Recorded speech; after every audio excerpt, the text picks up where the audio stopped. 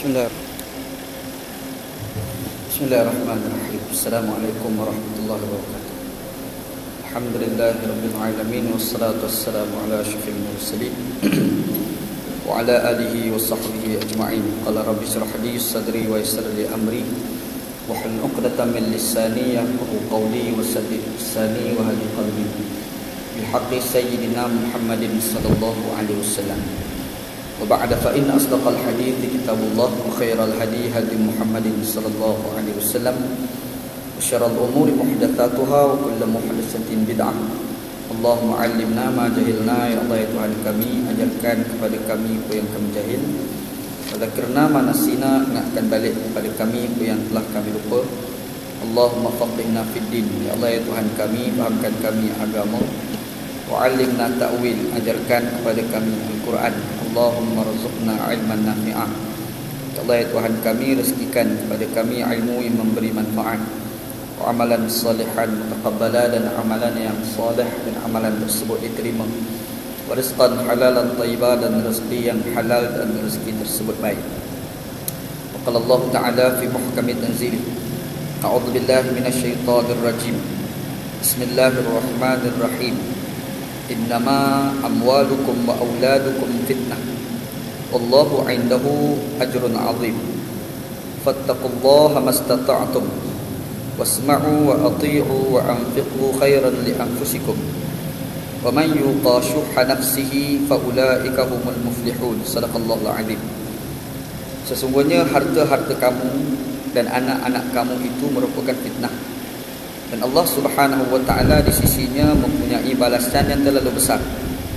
Takut olehmu akan Allah Subhanahu wa ta'ala mengikut kadar kemampuan kamu, dan dengar olehmu dan taatlah dan infaklah, ia merupakan baik bagi kamu. Barang siapa yang takut kedekut berlaku pada dirinya, maka merekalah orang-orang yang berjaya. Sadaqallahul azim. Benarlah firman Allah Ta'ala dalam Al-Quran, surah Al-Taghabun ayat yang ke-15 dan ayat yang ke-16. Alhamdulillah, syukur pada Allah Subhanahu wa ta'ala, pada malam ni kita bertemu di masjid kita ni untuk kita kuliah maghrib seperti yang telah kita jadualkan. Mudah-mudahan dengan kuliah maghrib kita pada malam ni mendapat keberkatan insya-Allah Subhanahu wa ta'ala, insya-Allah. Alhamdulillah, kita ni baru lepas sambut hijratul Rasul sallallahu alaihi wasallam. Hijratul Rasul sallallahu alaihi wasallam ni kalau ikut tarikh dia bukan 1 Muharram. Sebenarnya hijratul Rasul sallallahu alaihi wasallam ni berlaku pada bulan Rabiul Awal. Tetapi sengaja diletak pada 1 Muharram kerana Umar Al-Khattab ni dia buat perubahan. Ingat, sebab itu di kalangan kita orang Melayu ni kita ada amal satu budaya. Doa awal tahun dan doa akhir tahun. Nak pesan, nak buat tu tak salah. Cuma satu je pesanan, kalau kita buat jangan sekali-kali kita kata itu amalan Nabi Muhammad sallallahu alaihi wasallam. Sebab Nabi Muhammad sallallahu alaihi wasallam tak pernah buat. Nabi Muhammad tak pernah buat, Abu Bakar As-Siddiq tak pernah buat, Umar Khattab tak pernah buat. Semua sahabat-sahabat Nabi ni tak buat. Dan ana rasa yang buat ni orang Melayu je, ana rasa. Sebab ana duduk kat negara Arab tak jumpa pula doa awal tahun akhir tahun. Duduk dekat Pakistan pun tak ada doa awal tahun, tak ada doa akhir tahun. Tapi orang Melayu kita ada pula doa awal tahun dan doa akhir tahun. Kalau kita nak cerita benda tu tak ada pada zaman Nabi, buktinya hijratul Rasulullah sallallahu alaihi wasallam tu sendiri tak berlaku pada 1 Muharram. Itu bukti paling kukuh lah. Bukti paling kukuh, tak ada doa awal tahun, tak ada doa akhir tahun. Hijratul Rasulullah sallallahu alaihi wasallam tu tak berlaku pada 1 Muharram. Yang pergi letak 1 Muharram ni Umar Al-Khattab, dan dia letak tu bukan kerana 1 Muharram tu berlaku hijratul Rasul, tak. Dia sengaja letak peringat balik, nak naikkan semangat untuk kita ni ingat balik perjuangan Nabi dan sahabat Nabi dulu. Itu tujuan Umar Khattab. Kalau ikut sebenarnya tarikh hijratul Rasul bukan Muharram, tapi terletak pada bulan Rabiul Awal. Dan Umar Khattab pergi buat 1 Muharram tu kenapa? Sebab Umar Khattab ni orang yang banyak melakukan reformasi. Kalau orang sekarang panggil bahasa reformasi, buat perubahan, islah. Dia akan buat tajdid, perubahan, pembaharuan. Antara yang dia buat, dia buat penjara. Tu penjara tu dulu sekali buat tu Umar. Zaman dulu kalau orang bersalah, orang tak letak dalam penjara, orang letak dekat dalam masjid. Dulu orang kalah dalam perang, ada kena tawan, diikat dalam masjid. Zaman dulu. Apa lagi, orang sakit ni orang tak letak dekat rumah dulu, tak letak hospital, dia letak dekat letak dekat masjid masa tu. Siapa yang pergi buat penjara, pergi buat hospital, yang buat mula-mula sekali buat ni Omar. Omar ni dia buat perubahan. Omar ni dia orang bijak politik. Dia tak macam orang-orang lain. Sebab itu kalau orang baca sejarah politik umat Islam, orang banyak sangat dirojok pemerintahan Omar Al-Khattab. Omar Khattab, satu lagi Omar Abdul Aziz. Dua ni lah. Dan dua orang tu bukan orang lain sebenarnya, anak beranak juga tu. Sebab Omar Khattab ni dia ada anak nama Asim. Asim ni kahwin dengan seorang perempuan, anak makcik penjual susu nama Ummu Amarah. Dan hasil daripada Asim dengan Ummu Amarah dapat anak nama Laila. Dan Laila ni pula dia kahwin pula seorang lelaki yang bernama Abdul Aziz. Hubungan Laila dengan Abdul Aziz dapat anak nama Omar Abdul Aziz. Tu dia punya keturunan dia tu kan. Daripada Omar ada anak nama Asim. Asim ni dia kahwin dengan seorang perempuan nama Ummu Amarah. Ummu Amarah nama perempuan. Ummu Amarah ni anak makcik jual susu pada zaman tu. Cerita dia orang boleh kahwin tu kenapa? Sebab Omar Khattab ni bila berlaku Amul Maja'ah, tahun kelaparan, Omar Khattab ni dia tak duduk rumah. Kerja dia pergi berjalan, pergi ke rumah-rumah rakyat ni, pergi dengar rakyat ni makan ke tak makan. Duk jalan-jalan, tiba-tiba jumpalah satu rumah. Dan dalam rumah tu ada perbualan. Yang dia dengar perbualan tu di luar rumah Omar Khattab ni. Apa perbualannya? Mak dia ibu tunggal dengan anak perempuan. Mak ni, ibu tunggal ni bagi pesanan pada anak dia supaya ambil susu, ambil air campur dalam susu. Makcik tu penjual susu. Kalau pak kita ni penjual karipak tepi jalan. Cerita makcik ni. Dia suruh campur air. Anak perempuan ni kata tak boleh. Ummu Amarah ni, perempuan nama Ummu Amarah kata tak boleh.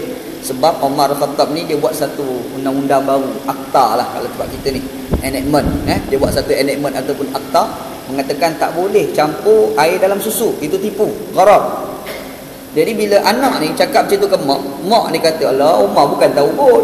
Kata mak ni kata, Allah, Umar bukan tahu pun. Dia tak tahu Umar kat luar duk dengar, duk sembang apa. Jadi bila mak ni kata macam tu pada anak, Ummu Amarah ni kata apa? Kalau Umar tak tahu, Tuhan kepada Umar ni tahu. Ayat dia canggih. Sedap ayat tu kan. Memanglah Umar tu tak tahu, tapi Tuhan kepada Umar tu tahu. Jadi bila anak perempuan cakap macam tu ke mak dia, Umar ni dengar, "Oi, bagus budak betina ni. Kenal awak menantu." Ada sepatah. Kenal awak menantu. Macam tu Syekh pilih menantu. Kita dah ikut rembat di jalan. Kan? Nak pilih menantu ni pastikan orang baik. Dia macam inilah. Jenis macam ni. Jenis orang macam ni layak awak menantu kan. Umar kata, berkenannya aku nak awak menantu. Balik esok tu, lepas sembahyang subuh, dia panggil semua anak-anak ni. Dia panggil yang besar-besar hak nampak boleh kahwin. Al-Idrak. Jadi orang Kelantan panggil pakuh kalau orang Kelantan. Kalau kita sendiri panggil apa? Matang. Matang. Nampak boleh bini dah ni. Kalau bagi bini ni beranak. Contoh kan. Dia cari tuan-tuan nampak boleh gini boleh kahwin ni, dia panggil. Dia tanya, antaranya Asim. Asim ada seorang budak perempuan dekat kampung sekian-sekian. Baik, aku kena sangat buat menantu. Ambillah lagi buat bini.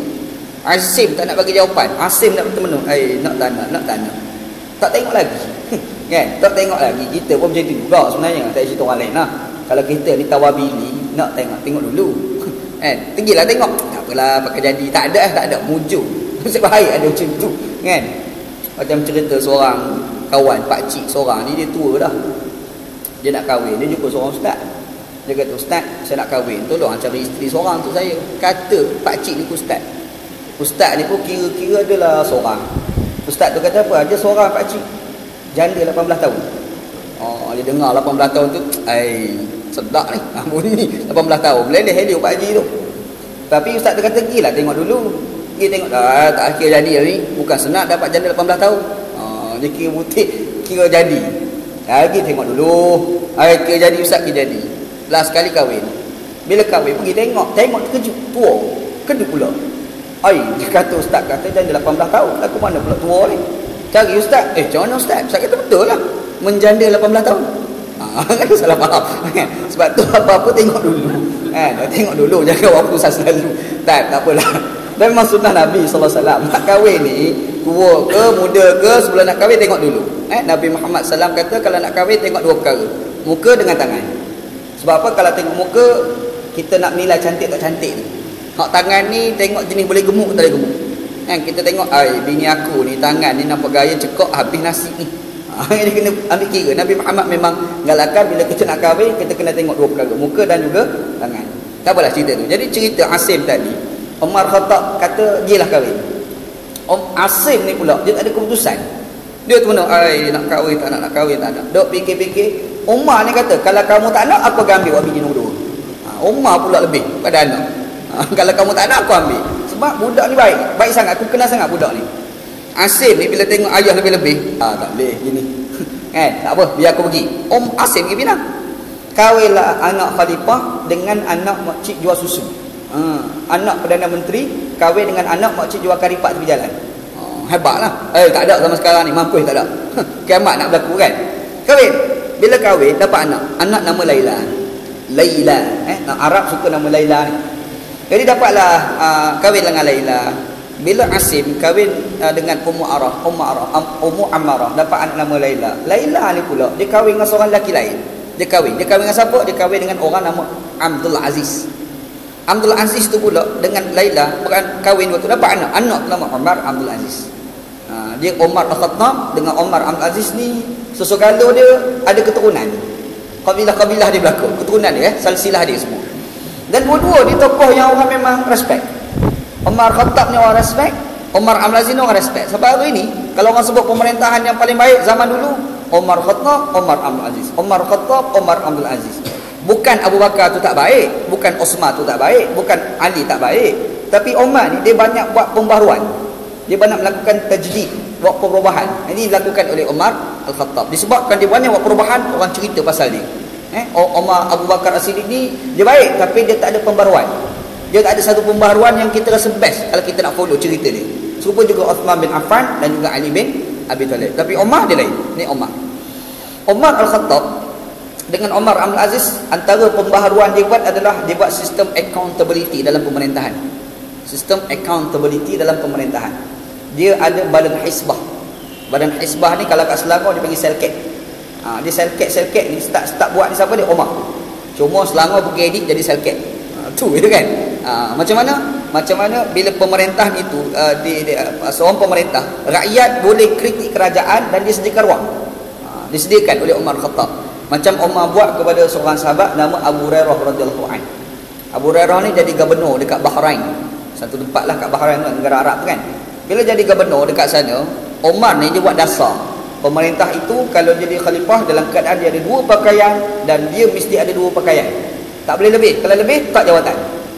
Nak jadi cerita masa Umar Al-Khattab melantik Abu Hurairah radhiyallahu anhu sebagai gubernur, dia ada dua ekor kuda. Ekor kuda jantan, kuda betina. Tak apalah, dia pergi duduk kat Bahrain. Dua kuda ni beranak. Dua kuda ni lah jantan betina. Dia beranak lah seekor tu. Dia beranak banyak kuda ni. Bila banyak kuda, separuh dia jual dan separuh dia guna. Bila jual, jadi kaya. Berita kekayaan Abu Hurairah ni diketahui oleh Umar Khattab. Umar Khattab pun dia buat selket. Ni kita panggil istilah selket lah kat Selangor ni. Dia pun panggil Abu Hurairah jumpa dengan Umar. Daripada Bahrain tu Abu Hurairah turun pergi ke Madinah Al-Munawwarah, berjumpa dengan Umar Khattab. Buat apa? Buat selket, buat siasatan. Rupa-rupanya siasatan itu membuktikan bahawasanya Abu Hurairah memang tak makan sikit pun duit rakyat. Betul-betul hasil daripada perniagaan dia yang tak tiba dengan rakyat sikit pun. Di situlah Umar Khattab minta balik pada Abu Hurairah sambung balik jawatan. Tapi Abu Hurairah dah tak nak dah. Sebab tak tahan sangat dah kena siasat. Cerita dia. Pemerintahan tu yang cerita yang bentuk hisbah tu. Hisbah lah. Kalau Arab dia panggil hisbah. Tempat kita dipanggil selket dah kat Selangor ni.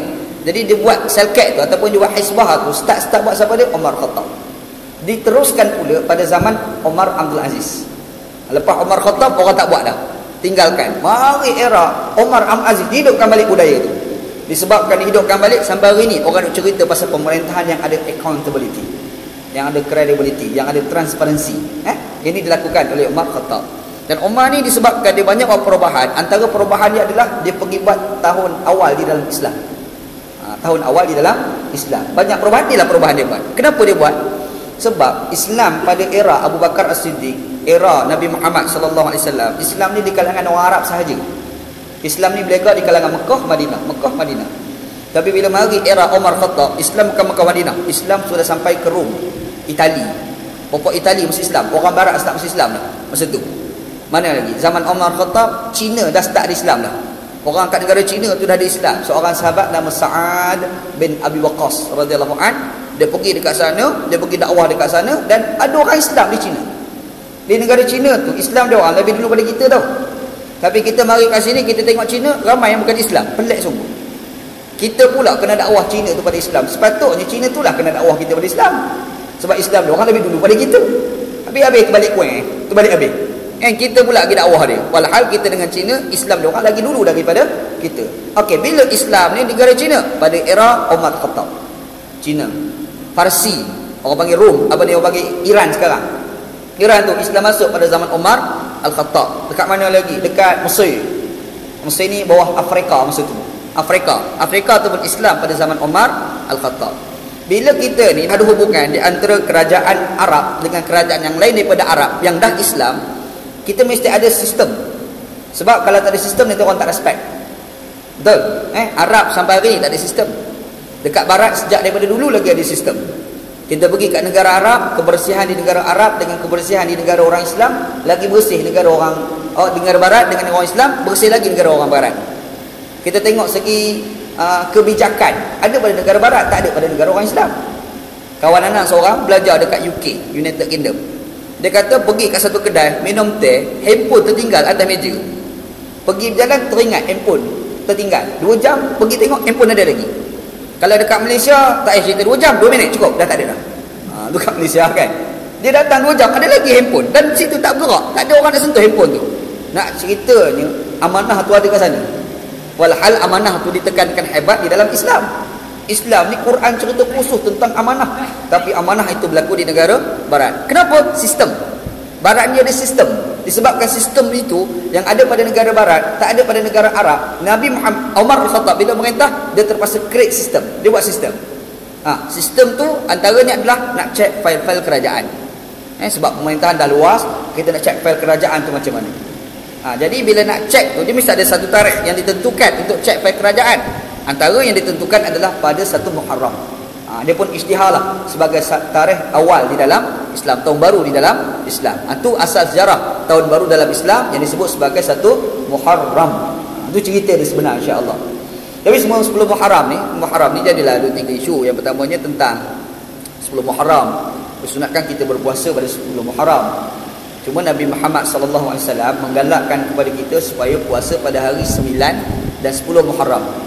Nabi Muhammad dia galakkan itu pada 10 Muharram. Tak sempat mari tahun satu lagi Nabi Muhammad pun wafat. Nabi Muhammad tak sempat buat 9 Muharram, tapi Nabi Muhammad galakkan. Dan 10 Muharram ni adalah tarikh puasa wajib bagi orang Yahudi. Sebab dia orang berbangga dengan Nabi Musa AS yang diselamatkan oleh Allah SWT daripada Fir'aun laknatullah alaih. 10 Muharram kejadian itu berlaku. Cuma orang Melayu kita ada satu amalan yang kita lakukan, iaitu buat bubur Ashura. Ini Melayu tahu, Islam tak ada pun. Orang Melayu kita lah rajin nak buat bubur Ashura. Bubur hitam. Jemput pula ustaz pergi makan. Ustaz duduk Sungai Buloh, yang jemput tu dekat Port Klang. Buat apa ni? Jemput makan bubur Ashura. Allah, tak sedap langsung. Kalau buat kambing golek sedap juga nak pergi. Ini buat bubur hitam. Itu budaya tau. Itu tak ada pun sabit dalam amalan Nabi Muhammad sallallahu alaihi wasallam. Ada orang cerita ada, iaitu cerita pada zaman Nabi Nuh alaihi salam. Naik atas kapal Bahr Nuh alaihi salam. Yang tu semua Israiliyat, tak sahabat pun daripada amalan yang betul-betul dilakukan oleh Nabi Nuh. Tak ada pun Israiliyat. Israiliyat ni mana dongeng-dongeng tok guru Yahudi dulu, bila cerita nak bagi sedap dia tambah cerita. Antara dia cerita bubur Ashura. Jadi kita orang Melayu nak buat kita punya pasal. Tapi jangan sekali-kali kata itu adalah amalan Nabi Muhammad sallallahu alaihi wasallam. Ingat situ insya-Allah. Nak buat tak ada salah apa pun. Kita nak buat, kita jemput orang kata ada apa, buatlah, tak ada apa pun. Cuma kalau jemput anak memang anak fikir 4-5 kali lah nak pergi. Sebab bubur hitam juga. Kalau sebut kambing golek, yang tu memang insya-Allah pergi. Insya-Allah kan. Tapi nak bagi tahu dia ada kaedah dia. Insya-Allah kita kena ingatlah berkenaan dengan 10 Muharram insya-Allah. Kalau sejarah besar, Sayyidina Husain dibunuh pada 10 Muharram. Itu sejarah paling besar lah. Cucu dia Nabi SAW dibunuh pada 10 Muharram. Sebab tu ada orang-orang Syiah. Orang-orang Syiah di Pakistan, bila datang 10 Muharram, dia buat hari beratap kematian Sayyidina Husain. Dia ambil besi tu, rantai tu, ujung tak pisau. Dia pukul belakang, rom ram. Sebab apa? Beratap kata dia. Iaitu Syiah di Pakistan. Syiah Ismailiyah. Syiah tempat lain tak buat, Syiah Pakistan orang dia nak buat macam ni. Sebab apa? Sebab dia orang terlalu sayang sangat dengan Sayyidina Husain radhiyallahu anhu. Kita orang Sunni tak ada. Orang Sunni tak ada meratap-ratap ni. Bahkan meratap kematian itu sendiri adalah haram mengikut ajaran Sunni, Ahlus Sunnah wal Jamaah. Gitu insya-Allah. Tak apalah.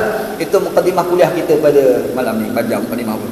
Baik, hari ini kita nak sambung ayat yang kita nak baca hari ini, rentetan daripada perbincangan lepas.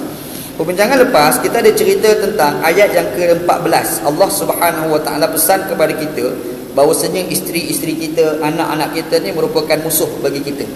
Musuh, bila musuh fahdharu, kita berhati-hati dengan mereka. Allah Subhanahu Wa Taala nyatakan ayat ni yang kata musuh ni bukan kita kena bergaduh dengan anak bini.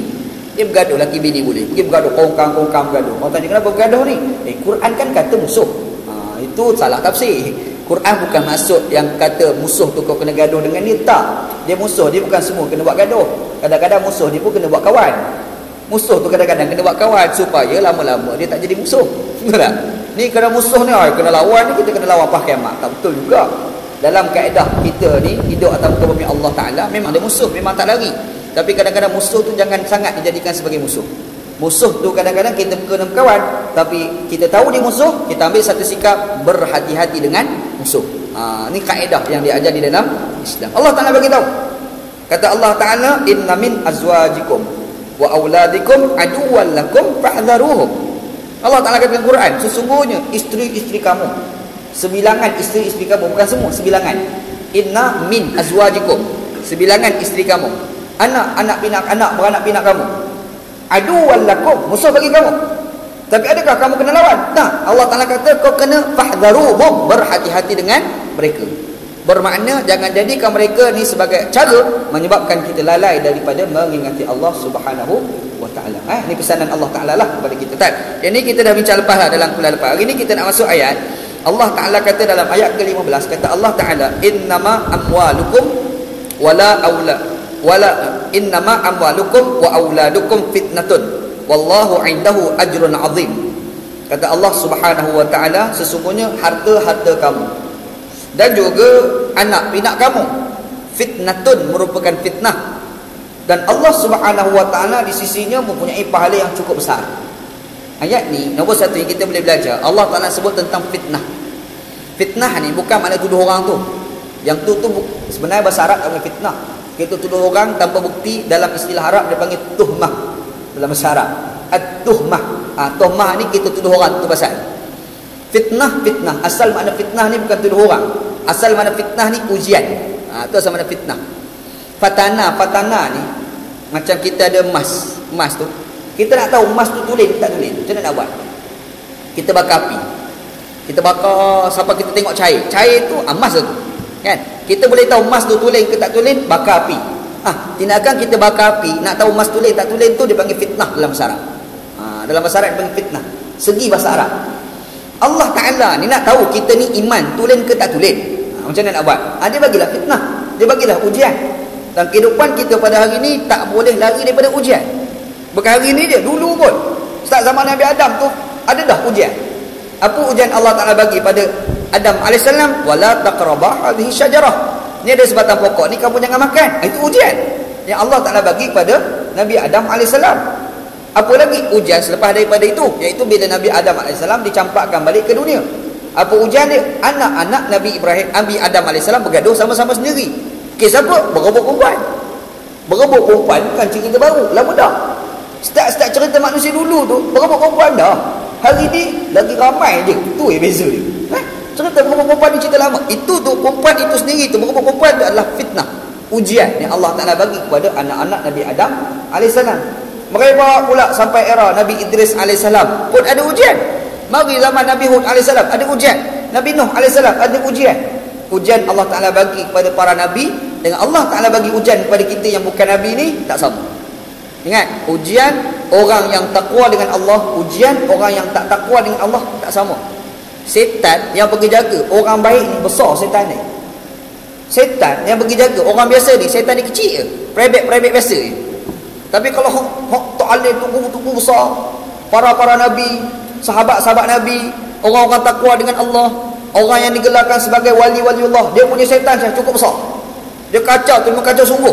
Silap lagi pula kita boleh tungging dengan ujian Allah Ta'ala bagi kepada orang-orang yang dekat dengan Allah Subhanahu Wa Ta'ala. Ada satu cerita lah, kalau kita nak baca cerita zaman dulu, ada satu kisah berkait dengan seorang lelaki yang bernama Bal'am bin Ba'ura. Bal'am bin Ba'ura ni dia waliullah, orang yang dekat dengan Allah SWT. Dia minta apa masa tu juga makbul. Ni rasa lapar, ya Allah aku rasa lapar, tolonglah bagi kari kepala ikan. Boom, jatuh. Agak-agak ada orang macam tu zaman sekarang. Tak ada, mampu tak jumpa lah. Dia punya hebat sampai tahap tu tau. Dia minta apa pun masa tu juga dimakbulkan oleh Allah SWT. Dia tengok orang kat luar naik kereta Ferrari. Berkenan Ferrari, Allah Ta'ala aku bagilah Ferrari sebuah. Boom, jatuh Ferrari kat depan. Punya canggih. Nak cerita hebatnya orang nama Bal'am bin Ba'urah. Allah Ta'ala bagi ujian dekat dia. Apa ujian Allah Ta'ala bagi pada dia? Ujian perempuan. Siapa dia? Isteri dia sendiri. Bila Nabi Musa AS nak masuk kampung dia untuk berdakwah, orang kampung pergi jumpa dia, tolonglah doa pada Tuhan kau biar Nabi Musa tak jumpa kampung itu. Bal'am kata biarlah dia masuk. Masalah ni kita pakai Islam kan canggih. Macam mana nak buat? Kawan kita pujuk tak nak pakai, bagi harta tak nak, bagi duit tak nak, bagi perempuan tak nak, asalnya tak nak. Last sekali fikir, bini pada Bal'am. Jumpa dengan bini Bal'am, strategi orang kampung manusia tu, dia bukan terus pujuk bini Bal'am, dia bagi harta, dia bagi duit, dia bagi benda, dia bagi benda yang seronok pada perempuan, ataupun bahasa sekarang dia panggil bagi subsidi. Dia bersama politik lah tu. Dia bagi sampai satu ketika dia pun stop, berhenti, tak bagi subsidi dah. Cuma masa tak bagi dia kata, nak lagi ke? Soalan dia, nak sangat lah woi. Rugilah tak mau kan. Dah tawar. Kalau nak ada syarat. Apa syarat dia? Kau pergi bujuk suami kau supaya dia doa dengan Tuhan dia biar Nabi Musa tak jumpa kampung kita. Berat ni. Kalau berat tak payah. Jangan kawan ni fikir, nak sangat ni. Bila nak sangat, pujuk Bal'am. Bini pujuk suami, Syekh, lingkup suami. Betul tak? Bini pujuk suami, lingkup suami, duk sembahyang tahajud kuat macam mana pun, kalau bini terbaring depan kita, gagak nak sembahyang tahajud ke nak terbaring sama? Terbaring, mesti terbaring je lah. Pergi pujuk sembahyang, member kita terbaring kat depan. Dia pergi panggil abang. Agak-agak nak sembahyang ke nak tombang? Lagi baik aku tombang. Tak sembahyang mana lah dia turut. Betul tak? Ujian. Dia pujuk, Bal'am termakan pujukan. Bila Bal'am termakan pujukan, dia doa dengan Allah SWT. Nabi Musa biar tak jumpa kampung. Berkat doa Nabi Musa, berkat doa Bal'am bin Ba'urah, Nabi Musa tak jumpa kampung tu 40 tahun. Susah jalan. Tak 40 tahun. Allah Ta'ala marah dengan Bal'am bin Ba'urah. Allah Ta'ala matikan Bal'am dalam keadaan dia terjelir lidah. Lidah terjelir. Dalam keadaan kufur dengan Allah Subhanahu wa Ta'ala. Ujian tak? Kenapa begitu hebat Allah Ta'ala bagi kepada Bal'am bin Ba'urah? Setan yang pergi jaga itu besar sangat. Kita ni mungkin setan perebet-perebet biasa lah kot. Sebab kita ni bukan baik mana pun. Kan? Kita ni bukan baik mana pun. Doa makbul lagi jauh sekali lah. Doa tetap doa. Kita ni doa ni kena letak satu harapan supaya doa kita dimakbulkan oleh Allah SWT. Letak satu keyakinan Allah Ta'ala akan bagi juga. Allah Ta'ala akan bagi juga. Jangan berdoa, ya Allah Tuhanku, aku nak pegang-pegang. Kalau kau nak bagi, bagilah. Tak nak bagi, sudah. Sombongnya kamu. Jangan macam tu dengan Allah Ta'ala ni. Masa kita doa tu biar minta Allah, bagi Allah, tolong bagi juga ya Allah. Kalau macam tu Allah Ta'ala nak, Allah Ta'ala suka orang macam tu. Gambarannya Bal'am bin Ba'urah diuji oleh Allah Subhanahu wa Ta'ala. Allah Ta'ala hantar setan besar ke dia. Yang penting Allah Ta'ala bagi ujian tu kenapa? Kita kena ingat, Allah Ta'ala bagi ujian ni sebab nak test iman kita. Test. Kita takkan tahu anak budak, kalau kita cikgu lah kat sekolah, kita takkan tahu anak murid kita ni dia pandai tak pandai kecuali test dulu. Anak belajar Pakistan, Tok Guru anak ni masa belajar Pakistan, kita masuk kelas, dia takkan ajar mata pelajaran yang baru kecuali dia akan tanya dulu apa yang dia mengajar semalam. Tu style Pakistan dia mengaji. Masuk kelas tu setengah jam dia ambil, tanya semalam aku ajar apa, dia pergi tanya seorang. Kalau tak boleh jawab kena pukul. Tu mengaji Pakistan, Syekh. Tak tahan tau. Anak boleh gagah kat mengaji 4 tahun boleh tahan. Dia tak kira orang tua orang muda. Kalau tak ingat memang rebat. Kalau aku buat macam ni kat masjid ni, mampu tak mai kuliah. Okay? Cerita dia itu Pakistan punya style. Kita ni pergi kuliah duk nyorok belakang tiang macam mana pun, dia akan tanya, tu belakang tiang tolong bagi tahu. Mampu kita gitu. Yang nyorok belakang tiang itulah yang dia dulukan. Ini mengaji Pakistan. Kenapa guru kita test tu? Dia nak tahu kefahaman kita yang kita ngaji semalam. Bila kita faham yang semalam, pengajian baru, insya-Allah kita boleh follow dan kita boleh ingat ilmu tu. Maknanya kualiti ilmu tu akan ada apabila ada test. Mesti ada ujian. Rupa-rupa kaedah test itu bukan tu guru Pakistan je buat. Bukan kat sekolah-sekolah kita nama SPM je buat. Bukan tu je, ada test satu lagi Allah Ta'ala bagi daripada sudut anak dan juga harta. Anak itu adalah test Allah Ta'ala bagi kepada kita. Sebab apa? Dia nak tengok tahap keimanan kita dengan Allah Subhanahu Wa Ta'ala ni macam mana. Allah Ta'ala dia nak bina kita ni Muslim yang berkualiti. Ingat situ. Dia test tu bukan saja test. Dia bukan test tu nak bagi kita pada muka. Tak. Dia bagi test tu sebab dia nak bagi kita tu jadi Muslim yang berkualiti. Manusia sendiri pun nak berkualiti. Tak ada orang pergi kedai nak beli barang tak ada kualiti. Tak ada. Saya tak penting ustaz, biar mahal dan tak ada kualiti. Kalau ada orang cakap membangang lagi. Orang bijak, dia akan kata saya nak barang tu berkualiti. Kalau murah berkualiti lagi baik. Tapi kalau mahal kualiti tak apa, yang penting kualiti. Semua manusia nak kualiti. Tak ada manusia tak nak kualiti. Kita beli handphone nak kualiti.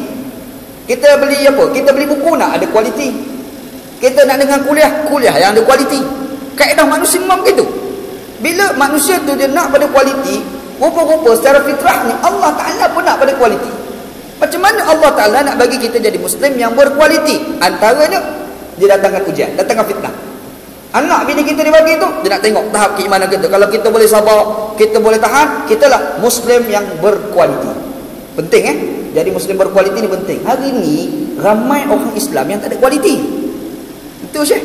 Hari ni ramai orang Islam yang tak ada kualiti. Buktinya ramai orang Islam ingat rukun Islam tu berapa.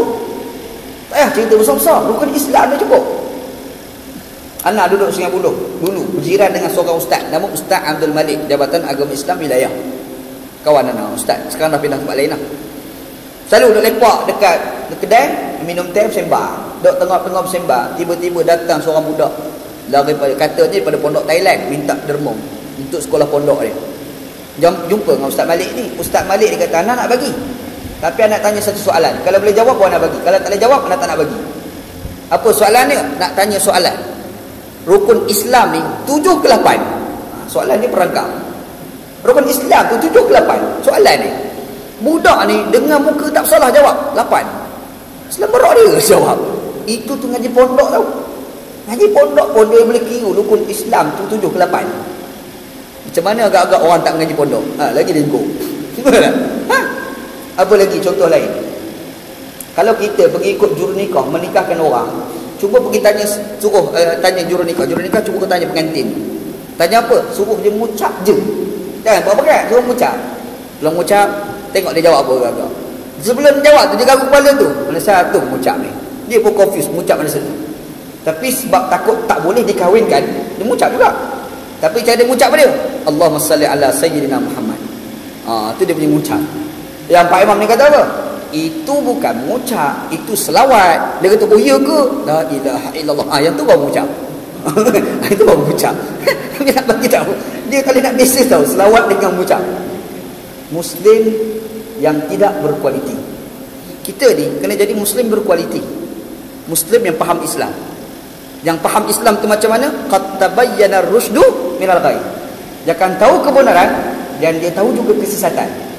Kalau tahu kebenaran sahaja, tak tahu kesesatan, itu belum berkualiti. Muslim berkualiti, kebenaran pun dia tahu, kesesatan pun dia tahu. Alah, macam ayat yang duk bisi sekarang ni, la ikraha fid din. Qad tabayyana ar-rusydu minal ghayy, itu kan? Hari tu ada kupas sikit dalam khutbah Jumaat hari tu. Panjanglah sebab nuzul bla bla bla kan. Ada orang buat isu ayat ni. Orang kata ayat ni menceritakan membolehkan kepada orang murtad. Tak betul. Ayat ni dia tak kait langsung bercerita pasal murtad. Ayat ni dia nak cerita macam mana nak jadi Muslim yang berkualiti. Tu ayat ni. Sebab ayat ni diturunkan selepas hijrah Rasulullah sallallahu alaihi wasallam daripada Mekah kepada Madinah. Di Mekah orang pergi tindas orang Islam, paksa masuk agama dia orang. Tekan Bilal bin Rabah, kena Ammar bin Yasir, kena Sumayyah, kena Sumayyah binti Al-Khayyat, Yasir bapa pada Ammar pun kena dipaksa, didesak untuk masuk agama dia orang. Tiba-tiba Nabi Muhammad tinggalkan Mekah pergi ke Madinah. Nabi Muhammad, Allah Ta'ala nak tunjuk yang Islam ni lebih bertamadun berbanding jahiliah. Buktinya la ikraha fid din, tak ada paksaan pun dalam agama. Itu masuk ayat dia. Dia nak cerita kita ni berkualiti daripada Islam. Kau nak masuk Islam, masuk. Kau tak nak masuk, kau punya pasal.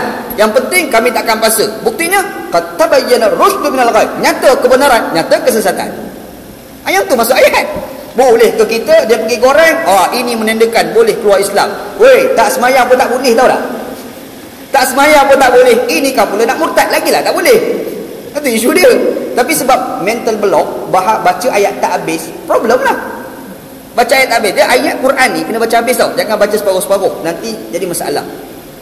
Macam cerita seorang peminta sedekah. Minta sedekah dekat UPM. Bisa dengar cerita ni. Dekat UPM minta sedekah, minta derma. Datang budak UPM tengok, kesiannya pakcik kita ni. Pakcik dah makan ke belum? Belum. Tak apa, jom kita pergi makan. Saya belanja pakcik, jangan bimbang. Pergi makan. Dok tengah makan-makan tanya soalan, pakcik ni berapa orang anak? Dia kata 3 orang. Ui, 3 orang anak. Duduk kat mana anak-anak ni? Seorang duduk kat UKM. UKM? Oh, hebat Pak Haji ni. Peminta sedekah je. Anak UKM. Dia duduk fikir. Seorang lagi duduk kat UIA. Oh, lagi canggih. Seorang lagi duduk dekat Bismillah. Oh, Pak Haji minta sedekah. Anak duduk universiti. Dia pun dah percaya. Tapi dia fikir-fikir, dia orang buat apa kat UKM? Buat masters ke? Buat PhD ke? Buat BA? Tak. Minta sedekah macam saya juga. Kan jadi hal. Kau dengar cerita separuh jalan, kau faham pun lain. Kalau baca sampai habis, oh cerita dia macam tu. Serupa juga ayat Quran. Ayat Quran jangan baca separuh-separuh. Dia baca la ikraha fiddin je. Berat lah. Tak ada pasangan dalam agama. Boleh murtad lah kot. Tak. Sambung ayat tu. Qad tabayyana ar-rusydu minal ghayy. Itu cerita dia. Telah nyatalah kebenaran, telah nyatalah kesesatan. Apa Allah Ta'ala bagi tahu? Kamu kena jadi Muslim yang berkualiti, betul-betul faham Islam, bukan kerana keterpaksaan. Macam mana? Nyatalah kebenaran, nyatalah kesesatan. Dua-dua kamu kena tahu. Betul pun kena tahu, benda sesat pun kamu kena tahu. Bila tahu dua-dua, Muslim berkualiti. Itulah maksud la ikraha fiddin. Itu maksud ayat. Boleh hak mengaji ni, boleh hak ini mental block ni. Dia ni tulis surat khabar pula. Dia pergi cerita benda lain. Jauh langit bumi dengan kandungan ayat. Ayat murtad, ayat lain. Baca surah Al-Baqarah, baca surah Al-Imran, baca surah An-Nisa. Allah Ta'ala cerita pasal murtad. Ayat lain. Wa man yartadid minkum an dinihi fayamut wa huwa kafir fa ulaika habitat a'maluhum fid dunya wal akhirah. Itu ayat murtad. Barang siapa yang murtad daripada agamanya lalu dia mati dalam keadaan dia kafir, terbatallah amalan dia di dunia dan juga di akhirat. Itu baru cerita ayat murtad. Apalagi man yartadda minkum an dini fasawfa ya'tillah biqaumin yuhibbunahum wa yuhibbunah. Barang siapa yang murtad daripada agama, satu golongan manusia yang start meninggalkan agama. Bila start meninggalkan agama, pada ketika itu Allah Ta'ala akan gantikan kaum lain menguasai kaum itu. Yang kaum yang Allah Ta'ala gantikan sayang kepada Allah, Allah Ta'ala sayang kepada mereka. Ini buah ayat cerita yang murtad. Kita jangan nak faham murtad ni isu keluar agama je. Jangan ingat situ tau. Dia murtad, dia ada asbab-asbab pada murtad. Satu, keluar agama, dan punca kepada keluar agama. Kenapa orang boleh keluar agama? Macam orang sakit lah. Kita ni takkan tiba-tiba sakit jantung terus. Tak ada lah. Tiba-tiba sakit jantung. Mana ada? Gila ke? Dia nak jadi sakit jantung tu, jadi asbab-asbab yang boleh menyebabkan orang tu sakit jantung. Apa dia? Makan tak jaga, minum tak jaga, tidur tak jaga kan? Ini panggil asbab-asbab, punca-punca kepada berlakunya sakit jantung. Kita pening kepala, takkan tiba-tiba boleh pening kepala. Tak, bisa ada sebab pening lah. Kita demam, mesti ada sebab. Kenapa demam? Tadi kena hujan, ada demam lah. Dia ada sebab tu. Mati pun ada sebab. Takkan saja-saja mati. Duduk saja mati. Kenapa mati? Tak tahu mati. Tak ada lah. Pergi cek doktor pergi cek. Oh, sakit jantung, heart attack. Oh, kenapa mati? Accident. Mesti ada sebab punya. So pun juga murtad. Murtad ni ada sebab. Apa sebab dia? Orang tak faham Islam. Orang tak faham Islam. Bila orang tak faham Islam, orang start tinggalkan agama. Yang kadang-kadang yang menyekat kita menyampaikan Islam, orang Islam juga. Ana tak pernah dengar tau orang kafir sekat kuliah. Tak pernah dengar. Ana tak pernah dengar dekat Malaysia ni ada orang kafir pergi halang, ustaz jangan ceramah. Yang duk sekat ni orang Islam juga. Azan dulu.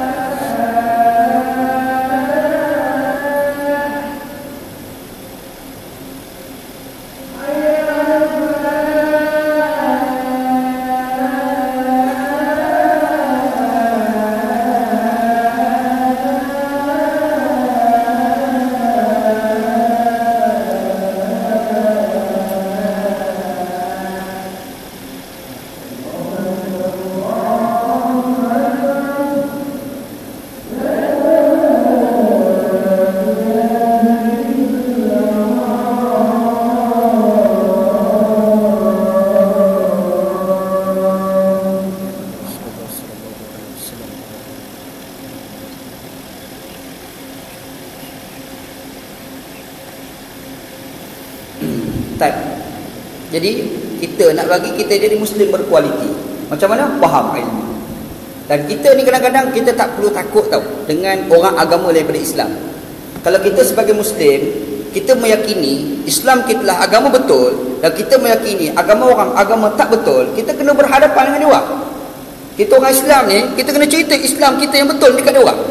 Kita tak perlu takut nak cerita Islam kita ni. Anda nampak di kalangan kita orang Islam, dia terlalu takut nak cerita Islam dekat orang. Takut-takut orang kafir berasa hati. Kenapa bikin macam tu? Kita kena cerita Islam dekat dia orang. Dia orang nak cerita agama dia orang, kita pun tak ada masalah. Dan kita dengar, kita boleh menilai yang ni tak betul. Bila kita tahu itu tak betul dan kita tahu yang ni yang betul, masa itulah kita akan dapat kualiti Islam. Yang tu dah sebenarnya dikehendaki oleh Allah Subhanahu wa taala. Tak jadi macam ni, Syekh. Sebab itu jangan takut dengan perdebatan ilmu, jangan takut. Kita nak panggil orang Kristian cakap dalam TV, kita panggil orang Islam berdebat dengan Kristian dalam TV. Jangan takut, bagi kena, insya-Allah. Tak ada masalah. Dr. Zakir Naik, seorang India tu pergi kat negara barat berdebat tentang Islam. Berapa ramai orang barat masuk Islam? Dekat Malaysia boleh bagi dekat dewan tertutup, tak bagi masuk dalam TV. Bagilah masalah. Kita pergi bucak datang itu kat buat kat PWTC. Alhamdulillah adalah ruang tu. Tapi sayang tak masuk dalam TV. Kita cuba bagi masuk dalam TV.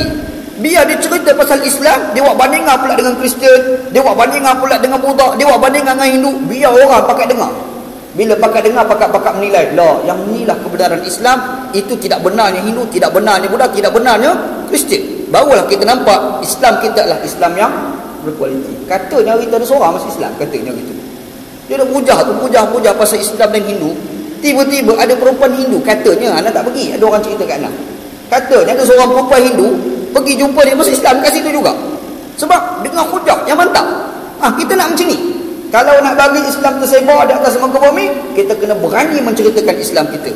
Kita kena berani nak jawab hujah-hujah yang datang daripada orang agama lain daripada agama Islam. Kalau ada sifat daripada orang Islam, insya-Allah kita akan tengok macam mana Islam akan jadi kuat di negara kita. Itu kita nak, insya-Allah. Inilah yang dikatakan kualiti dalam iman, berilmu. Antara lain, Allah Ta'ala nak bagi kita kualiti daripada bentuk iman kita, Allah Ta'ala bagi ujian. Sahabat Nabi dulu, diorang punya iman kualiti. Sebab itu bila diorang diuji, diorang kental. Bilal bin Rabah tu, kalau kita tengok kena kat kita, saya ingat lama dah. Bilal bin Rabah tu, cuba kita bayangkan, dah tak ada apa-apa, kita ni pula hamba, orang pula seksa kita, orang yang seksa tu pula ada kuasa. Dia pergi ikat tangan kita, dia pergi pijak kita, dia letak batu berat pula atas badan kita, dia pergi pijak-pijak atas badan kita. Kita tak boleh nak buat apa tau. Masa tu ni jadi kafir dah kita tau. Kalau kita lah. Tapi bila berubah dia boleh kental tau iman, dia boleh tahan. Dia disebut Allahu Ahad, Allahu Ahad, Allahu Ahad. Allah yang esa, Allah yang esa, Allah yang esa. Kenapa dia boleh buat macam tu? Iman dia kental. Siapa dia? Ammar bin Yasir pun sama. Abdurrahman bin Auf, sahabat Nabi yang kaya, duduk dekat Mekah, duit ni banyak, Syekh, korporat besar, orang bijak berniaga, rumah besar tu dekat Mekah. Bila berlaku hijrah Rasul sallallahu alaihi wasallam, Nabi sallallahu kata, jom kita tinggalkan Mekah, pergi ke Madinah. Tinggal, harta tinggal, pergi bersama dengan Nabi sallallahu alaihi wasallam, seles pinggang sampai dekat Madinah. Kita boleh buat? Tak boleh buat. Tak payah cerita berat-berat. Duit sikit pun tu rasa berat dah nak tinggal tu. Tak payah cerita nak tinggal duit, nak derma RM2 pun tak boleh. Kita lah tu. Nak tinggal duit beribu-ribu, mampu tak boleh buat lah. Nak derma RM2 tak boleh. Kalau terderma tu demam 2 minggu tau. Boleh kedekut kita tu. Ujian nak menderma tak boleh. Ujian meninggalkan harta lagi tak boleh buat. Tak boleh buat, Syekh, tak boleh. Dia baca hadis al-ibtisamu minas sedekah. Senyum itu sebahagian daripada sedekah. Bukan hadis lah, perkataan-perkataan tertentu. Senyum itu sebahagian daripada sedekah. Bila lalu tabung dia senyum. Dia tak boleh dia senyum. Sebab apa? Kan senyum tu kan sedekah. Tengok pandai dia spin balik kan. Itulah tu. Jangan. Nak bagi tahu iman kental. Sebab duit tak sayang, semata-mata Allah Subhanahu wa taala. Harta, nyawa tak sayang, semata-mata Islam, semata-mata Allah Subhanahu wa taala. Antara ujian Allah Taala bagi tahu pada kita anak dan juga isteri dan juga harta. Dia bukan semua harta tu adalah fitnah, tak. Ada juga harta yang boleh memberi penyebab kita nak masuk syurga Allah Ta'ala. Bila? Pemurah. Kita ada duit, kita infak. InsyaAllah Allah Ta'ala bagi jalan menuju ke syurga Allah Subhanahu wa Ta'ala. Isteri pun serupa. Kita tak nafikan ada isteri yang boleh menghalang suami daripada mengingati Allah. Nak pergi kuliah, dia boleh tarik kaki suami dia, ajak pergi shopping komplek. Jom lah bang, kita pergi shopping. Jom lah bang, pergi shopping. Last sekali tak pergi kuliah, pergi shopping. Ada macam tu kan. Tapi kita tak nafikan ada suami yang nak pergi shopping komplek, bini kata, bang, jom kita pergi kuliah. Itu kita tak nafikan. Sebab itu Nabi Muhammad SAW dia pernah sebut, ad-dunya mata'un wa khairu mata'iha al-mar'atus salihah. Kata Nabi SAW, dunia ni tempat nak seronok. Atas muka bumi ni seronok. Ya, betul, memang atas muka bumi ni tempat nak seronok. Tapi wa khairu mata'iha al-mar'atus salihah. Sebaik-baik tempat yang kita nak seronok ni adalah perempuan yang salihah, perempuan yang baik. Kita dapat isteri yang baik. Dapat isteri yang desak kita buat kebaikan. Kita lalai sikit, bang, ingat pada Allah. Dapat bini macam ni, Syekh, cun, syok hidung. Tambah pula bini lawa, tambah pula romantik, lagi best. Betul tak? Tak nak bayar lah benda macam tu kan. Tapi kalau dapat nikmat betul lah, Allah Ta'ala bagi kepada kita. Dan kita harap macam tu lah. Dapat bini yang baik, bini yang boleh menegur suami ketika suami melakukan kesilapan. Dan kita pula bila kena tegur, jangan belagak tahap gapan. Jangan. Dia kadang belagak tak pasal, bini tegur, alah kau tahu apa, kau perempuan. Senang ni kau. Jangan. Kadang-kadang dia tegur tu betul. Betul, Syekh. Tak betul lah agak-agak. Fikir. Nabi SAW masa berlaku Sulhul Hudaybiyah, perjanjian Hudaybiyah, Nabi Muhammad nak tinggalkan Mekah, nak tinggalkan Sulhul Hudaybiyah, nak balik ke Madinah. Nabi Muhammad suruh sahabat tahallul, cukur kepala. Sebab dah pakai ihram, kita nak buka, tak boleh buka saja, kena cukur kepala. Suruh tahallul, sahabat tak nak, kami nak masuk Mekah juga. Sudah, macam mana nak buat? Nabi SAW masuk dalam kemah, tengok ke salah seorang isteri Nabi, Ummu Salamah radhiyallahu anha. Dia tengok muka Nabi, muka ada masalah. Ni bini pun pandai lah. Ummu Salamah ni pula pandai. Tengok muka ada masalah, cara dia masuk line tu pandai. Ni dah lah muka ada masalah, dia pergi tambah lagi masalah. Bukan nak selesaikan masalah. Ayat tu jadi haru tu. Betul. Dah lah kita ada masalah. Bang, ni beras tak cukup lah tu lah, nak kita lah. Kau ni tension aku. Kau tak pandai tau lah. Yang kita ni cerita pandai ni. Dia balik, Ummu Salamah tengok muka ada masalah. Jadi macam mana kita nak bagi selesaikan masalah? Cara Ummu Salamah, dia pergi tanya Nabi SAW, ada masalah ke Rasulullah yang saya boleh bantu? Tengok ayat dia, cukup baik ayat dia. Aku ada masalah, aku suruh sahabat cukup kepala untuk tahallul, nak buka ihram, tapi diorang tak nak. Aku bimbang Allah Ta'ala bagi azab pada diorang sebab tak taat pada aku. Ummu Salamah kata, Rasulullah, tak susah pun, senang je. Macam mana yang senang tu? Ambil kerusi, letak depan ramai-ramai, panggil halal, tukang cukur kepala depan ramai-ramai. Biar ramai-ramai tengok, mesti diorang segan punya lah. Betul juga. Fikir, betul juga pandangan kamu. Nabi Muhammad ambil kursi, letak ramai-ramai sahabat, panggil tukang cukur, awak tak layan korang. Sahabat Nabi tengok, Alamak, kita tak ikut Nabi ni sebenarnya. Malu dah ke Nabi, menangis-nangis, rasa bersalah sangat dengan Nabi SAW. Lain bercukur kepala, baru boleh balik ke Madinah. Syekh, Nabi Muhammad dengar pandangan isteri dia yang bernama Ummu Salamah. Ummu Salamah al-mar'atus salihah, perempuan yang baik. Kita orang perempuan lah, ni cerita kawan lelaki, kita orang perempuan. Orang perempuan kena jadi isteri yang salihah. Ustaz, dulu saya tak salihah, tak apa, berusaha untuk jadi salihah. Jangan buat tak tahu. Okeylah ni, terimalah seadanya. Hayat dia gampang. Jangan. Apabila terimalah saya macam ni, walaupun kain belah. Bukan masalah tu. Masalah sekarang aku dah jadi orang masjid. Tu masalah dia. Betul, Syekh. Orang ni lah, kita pun jadi orang masjid, jumpa dengan ustaz pula kita tengok bini kita pakai kain belah, jam tau. Yang Pak Haji tu pun jam, ustaz pun jam. Sebab ustaz tu kenal Pak Haji, dia aku dah tengok kat masjid pakai serban. Duk kenal ke masjid dah, dia pakai serban. Tiba-tiba apa pasal bini pakai kain macam dalam reban? Masalah dia. Dia problem lah. Dia pun macam mana nak buat? Yang Pak Haji dah jam. Alamak, ustaz pula dah nampak. Dia pegang tangan tarik, ustaz. Sebenarnya saya dah tarbiyah bini saya, tapi dia tak pakai. Cover line tu. Nak selamatkan keadaan kan. Fine, ustaz kena faham lah. Janganlah ustaz lagi taruh Pak Haji tu. Dia kadang-kadang ustaz pula tak pandai. Apalah Pak Haji tak reti jaga bini, dengar kuliah aja. Lah ustaz pun mangkuk ayun. Ustaz pun kena lah pandai. Kawan tu dah usaha dah. Kawan tu dah luruh rambut sorak-sorak dah fikir untuk bini dia. Kita pergi susahkan dia tu apa? Bagi jalan, bagi ruang. Bagi jalan, Syekh. Kita ni jangan jadi orang yang penyekat. Bagi orang, kita jadi orang yang memberi jalan. Jangan jadi kritis, jadilah kreatif. Tu bahasa orang psikologi. Jangan jadi orang yang kritis sahaja. Jadilah kritis dan kreatif. Kita boleh kritik dan kita mencadangkan satu benda. Kita kata ini tak betul, cadangkan yang betul tu macam mana. Bagi jalan. Sebab manusia ni dia tak sebab fikir. Kita kena bagi dia fikir. Kita bagi jalan untuk dia nak buat apa tindakan yang paling baik untuk dapat kebaikan bagi diri dia. Sikap kita macam tu, insya-Allah. Berlaku, memang berlaku. Anak cakap terang, dekat diri anak apa nak berlaku. Kawan-kawan kita dengan kuliah kadang-kadang, ialah member dengan kuliah, kita jumpa dengan bini dia, kita pun jam. Ui, dahsyatnya bini Pak Haji. Dahsyat tu kita sampai jam jugalah. Tapi Pak Haji tu pandai tarik tangan kita, bisik, dah ustaz, sebenarnya saya dah tarbiah dia tak ada pakai. Tak apa, kita faham lah tu. Tapi bagus ni Pak Haji tanya pula, macam mana nak buat ustaz? Ada jalan tak? Bagus Pak Haji ni. Namanya turis senang, bawa pergi dengan kuliah. Bawa pergi dengan kuliah. Mula-mula dengan kuliah, lama-lama berubah lah tu. Dia ni problem jadi macam tu sebab tak dengar. Kalau dengar, berubah lah, insya-Allah. Ni asbab tu nak bagi jadi tu macam mana? Susah lah ustaz, tak apa. Beli CD ceramah. Beli CD ceramah. Rasa-rasa siapa yang orang-orang cukup minat? Ustaz Azhar Idrus. Beli ceramah Ustaz Azhar Idrus. Pasang dalam kereta. Dia tengah bawa kereta tu, pasang CD. Dia pun kali-kali dengar, kena sindir dengan kawan tu dalam radio kan. Dah sekali berubah lah, insya-Allah. Tapi dalam masa sama doalah dengan Allah Subhanahu Wa Taala supaya Allah Taala bagi dia boleh berubah. Sebab perubahan Syekh bukan kita tahu. Perubahan ni Allah Taala. Allah Taala yang bagi kita berubah. Kita nak berubah, bini kita nak berubah, anak kita nak berubah. Bukan tugas kita. Kita just bagi tahu je. Boleh bagi tahu je, tapi yang betul-betul bagi berubah ni Allah Subhanahu Wa Taala. Sebab itu bila kita berusaha nak bagi orang berubah, kita sendiri kena doa dengan Allah supaya Allah Taala bagi dia berubah. Mintalah dengan Allah Subhanahu Wa Taala, insya-Allah. Nak bagi tahu bukan semua isteri itu adalah jahat. Bukan anak ni semua ni jahat tak.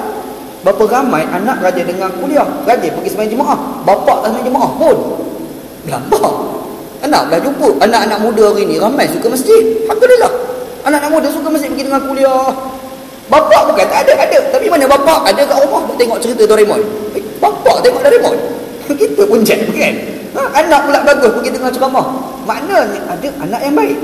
Dan anak berusaha ayah kepada kebaikan. Abdullah bin Ubay bin Salul, bapa munafik jahat. Anak pada Abdullah bin Ubay baik. Sahabat Nabi. Abu Jahal jahat. Anak Abu Jahal Ikrimah baik. Nabi Muhammad puji dia, Ikrimah bin Abi Jahal. Abu Jahal tu penyamun. Kita baca Quran, baca hadis cerita Abu Jahal sampai termenung fikir pasal dia. Jahatnya zaman sekarang tak ada orang jahat macam tu Tapi jahatnya Abu Jahal tu anak dia baik. Ada yang selalu kita dengar bapa baik anak penyamun. Itu biasalah. Itu biasalah tu kan. Tapi kita cerita memang ada anak yang baik. Sebab itu Nabi Muhammad SAW, Quran sendiri, bukan Nabi Muhammad, Quran sendiri dia ajar pada kita ni kena baca satu doa yang kadang-kadang kita tak perasan. Rabbana hablana min azwajina wa dhurriyyatina qurrata a'yun. Betul tak? Qurratu a'yun, qurratu ainin. Qurratu aini mana sedap mata melihat. Ya Allah Tuhanku, bagilah kepada kami, isteri-isteri kami, zuriat-zuriat kami, keturunan-keturunan kami, anak-anak kami, cucu-cucu kami sedap mata melihat. Jadi anak kaki pergi masjid, Allah sejuknya mata hati tengok. Betul tak? Ni anak bagaimana pergi disko, alamak pedihnya hati aku. Wah, minta dengan Allah Subhanahu Wa Taala. Kita nak kita generasi yang baik, generasi yang ikut Al-Quran, ikut hadis Nabi sallallahu alaihi wasallam. Bila kita ni berusaha ke arah itu, walaupun ada fitnah kadang-kadang, anak tu kadang ujian pada kita, isteri kita ujian pada kita, kita boleh sabar, kita boleh hadapi dengan baik. Allah Taala kata wallahu indahu ajrun azim. Allah Ta'ala kata, Allah Ta'ala ni Tuhan yang memberi balasan yang cukup besar. Kita sabar tu dengan ujian tu, anak kita lah, isteri kita macam-macam, kita boleh sabar. Kita sabar tu sendiri tu merupakan cara Allah Ta'ala nak bagi pahala besar kepada kita. Nabi Muhammad ada sebut, Nabi Muhammad kata as-sabru ala su'i khuluqil zawjati ibadatun, kata Nabi sallallahu alaihi wasallam. Sabar terhadap keburukan perangai isteri merupakan ibadat. Kita dapat bini ni mulut dia tak kerti nak jaga. Pam dia rembat mulut dia kan. Orang Kelantan panggil mulut kain sehel, kata orang Kelantan. Mulut kain basahan. Kain basahan kita sidai, orang lain ambil. Habis sidai pula orang lain pula ambil. Ikut dan. Mulut macam tu juga. Ikut dan cakap kongkang. Tahan lagi kalau tidak maki suami dan kita. Kita ni pula jadi penyabar. Bila kena maki relax. Sabar. Masa dah sabar tu bebek dia bergerak. Nyak. Ada tahan sabar kan. Orang yang boleh sabar ni, kata Nabi Sallam, ibadatun. Sabar tu sendiri dapat ibadat, dapat pahala dah di sisi Allah Subhanahu wa taala. Tanpa kita nafikanlah yang Allah Taala bagi tahu, ujian tu memang ada. Ya, ada. Dan kita jangan terikut ujian tu. Jangan terikut dengan desakan anak kita yang mengarut tu, isteri kita yang tak betul tu, kita jangan terikut. Nabi Muhammad disebut dalam hadis, kata Nabi sallallahu alaihi wasallam, al-waladu thamratul qulub. Anak ni merupakan buah bagi hati. Thamratul qulub, buah hati. Anak ni seronok, kadang-kadang menyebabkan, anak itu penyebab kita jadi mujbinah, penakut. Nabi Muhammad sebut mubkhilah, bakhil, kedekut pahit. Apa lagi? Dia akan jadi muhzinah, anak kita menyebabkan kita jadi sedih. Anak, isteri pun serupa juga. Tapi ingat, itu ujian Allah Ta'ala bagi pada kita. Kita hadapi ujian itu dengan baik, insya-Allah Allah Ta'ala akan bagi pahala besar kepada kita. Ayat ni, kalau kita baca cerita kisah Nabi Muhammad SAW tengah khutbah Jumaat satu hari, duduk tengah-tengah khutbah Jumaat, tiba-tiba datang Hasan dan Husain, cucu Nabi SAW.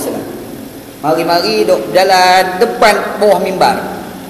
Masa tu Hasan dan Husain pakai baju warna merah, lalu depan Nabi kat bawah. Nabi Muhammad tengah khutbah tu berhenti khutbah, nampak cucu kat bawah. Dia terus tengah khutbah turun, dia pergi ambil cucu dukung, buat naik. Nabi Muhammad bersebut, sadaqallahu wa rasuluhu, telah benarlah Allah Ta'ala dan Rasul yang mengatakan, innamal amwalukum wa auladukum fitnah, sesungguhnya harta-harta kamu, pasangan-pasangan hidup kamu merupakan fitnah. Nabi Muhammad mengakui, aku pun jam juga bak cucu. Kalau kita tak, cucu aku bagi cepu, apa pasal kau datang sini? Itu macam tu kan. Nabi Muhammad